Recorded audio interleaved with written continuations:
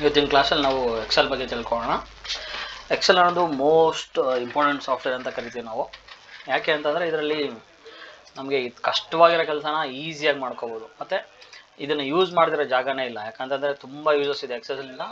ನಾವು ಕೆಲಸನ ತುಂಬ ಸಿಂಪ್ಲಿಫೈ ಮಾಡ್ಕೋಬೋದು. ಅದರಲ್ಲಿ ಇವತ್ತು ಒಂದು ಬಗ್ಗೆ ತಿಳ್ಕೊಂಡು, ಯಾವ ಫಂಕ್ಷನ್ ಅಂದರೆ ಇಫ್ ಫಂಕ್ಷನ್ ಬಗ್ಗೆ ತಿಳ್ಕೊಳ್ಳೋಣ. ಯಾವ ರೀತಿ ಇಫ್ ಫಂಕ್ಷನ್ ನೀವು ಕೆಲಸ ಮಾಡುತ್ತೆ, ಯಾವ ರೀತಿ ನಾವು ಅದನ್ನು ಯೂಸ್ ಮಾಡಬೇಕು, ಯಾವ ರೀತಿ ಫಾರ್ಮುಲಾನ ಅಪ್ಲೈ ಮಾಡಬೇಕು. ಎಕ್ಸೆಲಲ್ಲಿ ನಾವು ಫಾರ್ಮುಲಾ ಯಾವ ರೀತಿ ಅಪ್ಲೈ ಮಾಡೋದು ಗೊತ್ತಿಲ್ಲ ಅಂದರೆ ನಾವು ಕೆಲಸ ಮಾಡೋಕ್ಕಾಗಲ್ಲ. ಅರ್ಥ ಆಗ್ತಿದೆಯಾ? ಈಗ ತಿಳ್ಕೊಂಡು ಯಾವ ರೀತಿ ಇಫ್ ಫಂಕ್ಷನ್ನ ಯೂಸ್ ಮಾಡೋದು, ಅದರಿಂದ ಯಾವ ರೀತಿ ಕೆಲಸ ಮಾಡ್ಕೋಬೋದು ಅಂತ ತಿಳ್ಕೊಳ್ಳೋಣ. ಇಲ್ಲಿ ಒಂದು ನಾವು ಡೇಟಾನ ತೊಗೊಂಡಿದ್ವಿ. ಯಾವ ರೀತಿ ಡೇಟಾ ಅಂತಂದರೆ, ಒಂದು ಪರ್ಸನ್ದು ಸ್ಯಾಲ್ರಿ ಇದೆ. ಏನು ಎಕ್ಸಾಂಪಲ್, ಒಂದು ಪರ್ಸನ್ದು 20,000, ಇನ್ನೊಬ್ಬ ಪರ್ಸನ್ದು 12,000, ಇನ್ನೊಬ್ಬ ಪರ್ಸನ್ 15,000 ಸ್ಯಾಲ್ರಿ ಅಂದ್ಕೋಣ.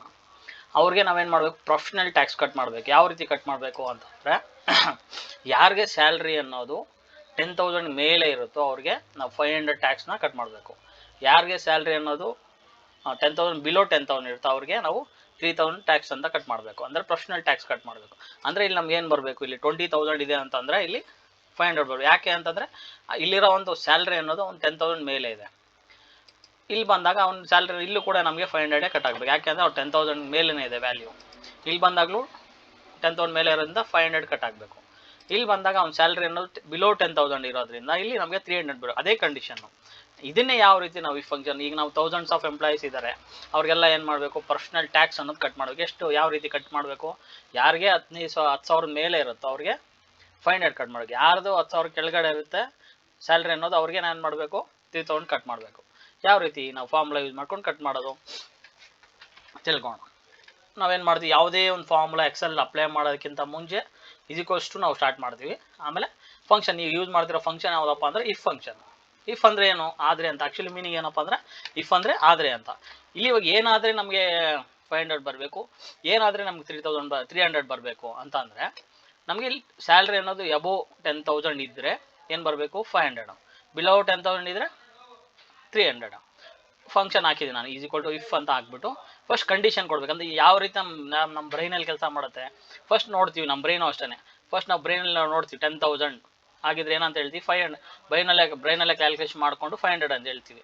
ಅದೇ ರೀತಿ ಬ್ರೈನಲ್ಲೇ ಕ್ಯಾಲ್ಕುಲೇಷನ್ ಮಾಡ್ಕೊಂಡು 300 ಹೇಳಿ. ಅದೇ ರೀತಿ ಇಲ್ಲೂ ಕೂಡ ಸಿಸ್ಟಮ್ ಅನ್ನೋದು ಅದೇ ಕೆಲಸ ಮಾಡಲ್ಲ. ನಾವು ಅದಕ್ಕೆ ಇನ್ಪುಟ್ ಕೊಟ್ಟರೆ ಅದನ್ನು ಅದ್ರ ಪ್ರಕಾರ ವರ್ಕ್ ಮಾಡಿ ನಮಗೆ ಅದು ಔಟ್ಪುಟ್ ಕೊಡುತ್ತೆ. ಎಕ್ಸಾಂಪಲ್ ಸ್ಯಾಲ್ರಿನ ಕೊಡ್ತಿದ್ದೀನಿ, ಏನು ಲಾಜಿಕಲ್ ಟೆಸ್ಟ್ ಕೇಳ್ತಾ ಇದೆ. ಅದು ಫಸ್ಟ್ ಒನ್ ಸ್ಯಾಲ್ರಿ ಎಷ್ಟಿದೆ? 20,000. ಅದು ಕಂಡೀಷನ್ ಏನು? ನಮಗೆ 10,000 ಗಿಂತ ಜಾಸ್ತಿ ಇದೆ. ಇಲ್ಲಿ ಏನಪ್ಪ ಅಂದರೆ ಇಫ್ ಆಗಿದ್ರೆ ಏನು? B5 ಇರೋಂಥ ಒಂದು ವ್ಯಾಲ್ಯೂ ಗ್ರೇಟರ್ ದೆನ್ ಆಗಿದ್ರೆ, ಎಷ್ಟಿಗಿಂತ ಗ್ರೇಟರ್ ದೆನ್ ಆಗಿದ್ರೆ? 10,000 ಗ್ರೇಟರ್ ದೆನ್ ಆಗಿದ್ರೆ ಏನು ಬರಬೇಕು? ಇಲ್ಲಿ ಕಂಡೀಷನ್ ಕೊಟ್ಟಾಯಿತು. ಫಸ್ಟು ಇಫ್ ಬ್ರಾಕೆಟ್ ಓಪನ್ ಮಾಡಿ ಕಂಡೀಷನ್ ಏನಪ್ಪ ಅಂದರೆ B5 ಇರೋಂಥ ವ್ಯಾಲ್ಯೂ ಗ್ರೇಟರ್ ದೆನ್ ಅಂದರೆ ದೊಡ್ಡದಾಗಿದ್ರೆ, ಎಷ್ಟಿಗಿಂತ ದೊಡ್ಡದಾಗಿದ್ರೆ? 10,000 ದೊಡ್ಡದಾಗಿದ್ರೆ ಕಂಡೀಷನ್ ಕೊಟ್ಟಿದ್ವಿ ಅದಕ್ಕೆ. B5 ಗ್ರೇಟರ್ ದ್ಯಾನ್ 10,000 ಆಗಿದ್ರೆ ಏನ್ಗಾಗಬೇಕು? 500 ಬರಬೇಕು. ಅದೇ ಅದು ಏನಾದರೂ ಫಾಲ್ಸ್ ಆಗಿದ್ರೆ ಏನು ಬರಬೇಕು? 300 ಬರಬೇಕು. ಈಗ ನಾನು ಒಂದು ಇನ್ಪುಟ್ ಕೊಟ್ಟಿದ್ದೀನಿ, ಏನು? ಇಫ್ ಆಗಿದ್ರೆ. ಇಫ್ ಅಂದ್ರೇನು? ಆಗಿದ್ರೆ ಏನಾಗಿದ್ರೆ B5 ಇರೋಂಥ ವ್ಯಾಲ್ಯೂ ಅಂದರೆ 20,000 ಗ್ರೇಟರ್ ದೆನ್ ಆಗಿದ್ರೆ, ಎಷ್ಟಿಗಿಂತ ಗ್ರೇಟರ್ ದೆನ್ ಆಗಿದ್ರೆ? 10,000 ಗ್ರೇಟರ್ ದೆನ್ ಆಗಿದ್ರೆ 500. ಆಗಿಲ್ಲ ಅಂತಂದರೆ 300. ನಾವು ಒಂದು ಕೊಟ್ಟರೆ ಸಾಕು, ಅದೇ ಚೆಕ್ ಮಾಡ್ಕೊಳುತ್ತೆ. ನೋಡಿ, ಈಗ ಒನ್ಸ್ ನಾನು ಕೊಟ್ಟಿದ ತಕ್ಷಣ ಚೆಕ್ ಮಾಡ್ಕೊಳ್ತೀವಿ. ಈಗ ನಾನು ಡ್ರ್ಯಾಗ್ ಮಾಡ್ತೀನಿ ಇದನ್ನು, ನೋಡಿ ಇಲ್ಲಿ ಬಂದಾಗ ಅದೇ ಚೆಕ್ ಮಾಡ್ಕೊಳ್ತೀವಿ. ಇಲ್ಲಿ ವ್ಯಾಲ್ಯೂ ಎಷ್ಟಿದೆ? 12,000 ಇದೆ. 12,000 10,000 ಜಾಸ್ತಿ ಇದೆ, ಅದಕ್ಕೆ ಏನು ಬರ್ತಾಯಿದೆ? 500 ಬರ್ತಾಯಿದೆ. ಇಲ್ಲೂ ಅಷ್ಟೇ 15,000 10,000 ಜಾಸ್ತಿ ಇರೋದ್ರಿಂದ 500 ಬರ್ತಾಯಿದೆ. ಇಲ್ಲೂ ಅಷ್ಟೇ ನೋಡಿ, ಈಗ ಇದು 10,000 ಬಿಲೋ ಇದೆ, ಅದಕ್ಕೆ ಏನು ಬರ್ತಾಯಿದೆ? 300 ಬರ್ತಾಯಿದೆ. ನೋಡಿ ಇನ್ನೊಂದು ಸರಿ ನಾನು ತೋರಿಸ್ತೀನಿ ನಿಮ್ಗೆ ಯಾವ ರೀತಿ ಅಂತ. Is equals to if condition ಏನಪ್ಪ?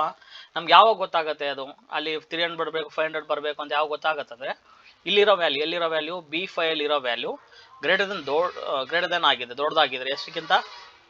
10,000 ದೊಡ್ಡದಾಗಿದ್ರೆ ಏನು ಬರಬೇಕು? ನಮಗೆ ಏನು ಔಟ್ಪುಟ್ ಬರಬೇಕು? 500 ಬರಬೇಕು. ಚಿಕ್ಕದಾಗಿದ್ರೆ 300 ಬರಬೇಕು. ಅರ್ಥ ಆಗ್ತಿದೆಯಾ? ಈಗ ಎಂಟರ್ ಕೊಟ್ಟರೆ ನಿಮ್ಗೆ ಏನಾಗುತ್ತೆ? ಆಟೋಮೆಟಿಕ್ ಬರುತ್ತೆ. ಇಲ್ಲೂ ಸೇಮ್ ಕಂಡೀಷನ್. ಇಫ್ ಏನಾಗಿದ್ರೆ B6 ಇರೋಂಥ ವ್ಯಾಲ್ಯೂ ಗ್ರೇಟರ್ ದ್ಯಾನ್ ಎಷ್ಟು? ಕಂಡೀಷನ್ನು ನಮ್ಮ ಕಂಡೀಷನ್ನು 10,000 ಆಗಿದ್ರೆ ಏನಾಗಿದೆ? ಕಂಡೀಷನ್ ಕೊಟ್ಟಿದೆ B6 ಇರೋ ವ್ಯಾಲ್ಯೂ 10,000 ಆಗಿದ್ರೆ 500 ಚೆಕ್ ಮಾಡ್ಕೊಳ್ಳುತ್ತೆ ಅದನ್ನೇ. ಅದರ್ವೈಸ್ 300 ಅದೇ ಚೆಕ್ ಮಾಡ್ಕೊಳ್ಳಿ. B6 ವ್ಯಾಲ್ಯೂ ಏನಿದೆ? 10,000 ಮೇಲೆ ಇದೆಯಾ ಅಥವಾ ಕೆಳಗಡೆ ಚೆಕ್ ಮಾಡ್ಕೊಳುತ್ತೆ. ದೊಡ್ಡದಾಗಿದ್ರೆ 500 ಬರುತ್ತೆ, ಚಿಕ್ಕದಾಗಿದ್ರೆ 300 ಬರುತ್ತೆ. ನೀವು ಒನ್ಸ್ ನೀವು ಫಾರ್ಮುಲಾ ಅಪ್ಲೈ ಮಾಡಿ ಡ್ರ್ಯಾಗ್ ಮಾಡಿದ್ರೆ ನೀವು ಎಷ್ಟು 1000 ಪೀಪಲ್ಸ್ ಇದ್ರೂ ಅಷ್ಟು ಜನಕ್ಕೆ ಏನು ಮಾಡುತ್ತೆ, ಆ ಕಂಡೀಷನ್ ನಾವು ಏನು ಕೊಟ್ಟಿದ್ದೀವಿ, ಕಂಡೀಷನು B6 ಅಲ್ಲಿರೋ ವ್ಯಾಲ್ಯೂ 10,000ಗಿಂತ ಮೇಲೆ ಇದ್ದರೆ 500 ಬರುತ್ತೆ, ಕೆಳಗಡೆ ಇದ್ದರೆ 300 ಬರುತ್ತೆ. ಅದೇ ರೀತಿ ಇನ್ನೊಂದು ಫಾರ್ಮುಲಾ, ಅದೇ ರೀತಿ ಈ ಫಂಕ್ಷನಲ್ಲಿ ಒಂದು ಕೆಲಸ ಆಯ್ತು. ಈಗ ಅದೇ ರೀತಿ ಇನ್ನೊಂದು ಕೆಲಸ ಮಾಡ್ಕೊಂಡು ಏನಪ್ಪ ಕೆಲಸ ಅಂತಂದರೆ, ಯಾರ್ದು 10,000ಇಂದ ಮೇಲೆ ಸ್ಯಾಲ್ರಿ ಇರುತ್ತೆ ಅವ್ರಿಗೆ 20% ಕ್ಯಾಲ್ಕುಲೇಟ್ ಆಗಬೇಕು. ಯಾರಿಗೆ 10,000 ಸ್ಯಾಲ್ರಿ 10,000 ಕೆಳಗಡೆ ಇರುತ್ತೆ ಅವ್ರಿಗೆ 10% ಕ್ಯಾಲ್ಕುಲೇಟ್ ಆಗಬೇಕು. ಯಾವುದ್ರ ಮೇಲೆ, ಇಲ್ಲಿರೋಂಥ ವ್ಯಾಲ್ಯೂ ಮೇಲೆ. ಇಲ್ಲಿದೆ 20,000 ಇದೆ, 20,000 10,000 ಮೇಲೆ ಇದೆ ಅಂದರೆ ಎಷ್ಟು ಪರ್ಸೆಂಟ್ ಕ್ಯಾಲ್ಕುಲೇಟ್ ಆಗಬೇಕು, 20% ಕ್ಯಾಲ್ಕುಲೇಟ್ ಆಗಬೇಕು. ಯಾವುದ್ರ ಮೇಲೆ, ಇಲ್ಲಿರೋ ವ್ಯಾಲ್ಯೂ ಮೇಲೆ. ಯಾವ ರೀತಿ ಅಪ್ಲೈ ಮಾಡೋದು, ಅದರಲ್ಲೇ ಸ್ವಲ್ಪ ಇಂಪ್ಲಿಮೆಂಟೇಷನ್ನು. ಇಫ್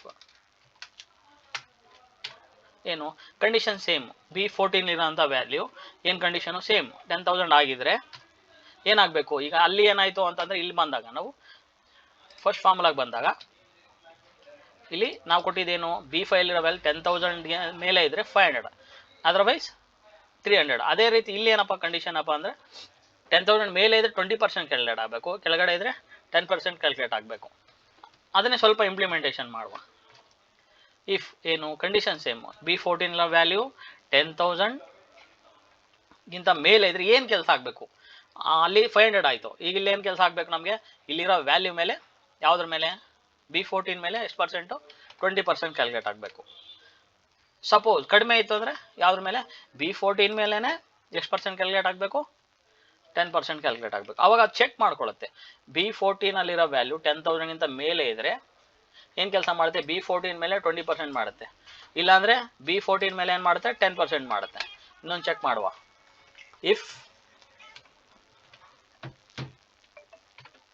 ಏನು condition, B14 value greater than 10,000 ಆಗಿದ್ರೆ ಏನಾಗಬೇಕು ನಮಗೆ, B14 ಮೇಲೆ ಎಷ್ಟು ಪರ್ಸೆಂಟು, 20%. ಅದರ್ವೈಸ್ B14 ಮೇಲೆ 10%. ನೋಡಿ ಇಲ್ಲಿ ಈಗ ನಾವು ಇದನ್ನು ಡ್ರ್ಯಾಗ್ ಮಾಡಿದ್ರೆ ಆಟೋಮೆಟಿಕ್ ಏನು ಬರುತ್ತೆ ನಮಗಿಲ್ಲಿ, 10,000 ಮೇಲೆ ಇದ್ದರೆ ನಮಗೆ 20% ಕ್ಯಾಲ್ಕುಲೇಟ್ ಆಗಿ ಬರುತ್ತೆ, ಕೆಳಗಡೆ ಇದ್ದರೆ 10% ಕ್ಯಾಲ್ಕುಲೇಟ್ ಆಗಿ ಬರುತ್ತೆ.